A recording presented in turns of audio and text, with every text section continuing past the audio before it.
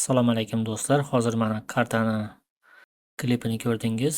Qanday kartaligi, nimalari borligi, qanday ishlanishi haqida. Endi sizlarga ushbu kartani yanada batafsilroq tanishtirib o'tmoqchiman. Demak, kartamiz Minecraft uslubida ishlangan. Minecraft kartada ishlangan. Orqa fonda chiroyli manzara va bu yerda Minecraft yo'lagi bor. Yo'lakda bir necha mashinalar joylashtirilgan va to'g'rida to'siqlar bor. Ushbu to'siqlarning orasidan mashinalar o'tishi kerak va to'siqlar borgan sari kichrayib boradi va oxirgi to'siqda mashinalar tiqilib qolishi kerak. Videoning maqsadi shunday. Ushbu to'siqlar o'zgaradi. Jami bo'lib kartamizda 5 ta sahna bor. Sahnalar o'zaro almashadi. Bitta sahnada video ishlab bo'lganingizdan keyin keyingi sahnada qilasiz. Unda ishlab bo'lgandan keyin undan keyingisiga o'tasiz. Shunday qilib bitta kartani o'zida bir necha xil variantda videolar ishlashingiz mumkin.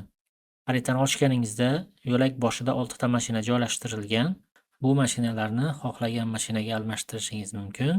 Karta bilan birgalikda 3 ta paket mashinalar sizlarga taqdim qilinadi. Bular mana birinchi mashina mana BMW mashinasi. Bu mashinalar hammasi park mashinalar deb ataladi, ya'ni bitta parkning ichida har xil hajmdagi, har xil kattalikdagi mashinalar joylashtirilgan. Oddiy 2 ta mashinalardan tortib katta limuzinlargacha. Ikkinchi mashinalar jamlanmasi 7K800 deb nomlanadi.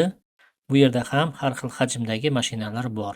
Keyingi pakimiz Mercedes G-lik. Bu yerda ham har xil rangdagi, har xil hajmdagi mashinalar joylashgan. Ushbu mashinalarni yoki o'zingizda bor bo'lgan mashinalarni yo'lakka spawn qilib, mana shu to'siqlarning orasidan o'tib, shorts content ishlashingiz mumkin.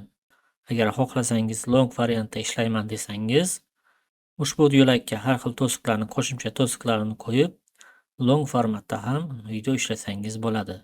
Kartamizning ko'rinishi noodatiy bo'lgani uchun bu tomoshabinlarga qiziq bo'lishi mumkin. Agar xohlasangiz pastga tushib, har xil to'siqlarni qo'yib, lavalarni, suv chuqurlarini qo'yib, speed bumplarni qo'yib, long formatidagi videolarni ham ishlasangiz bo'ladi.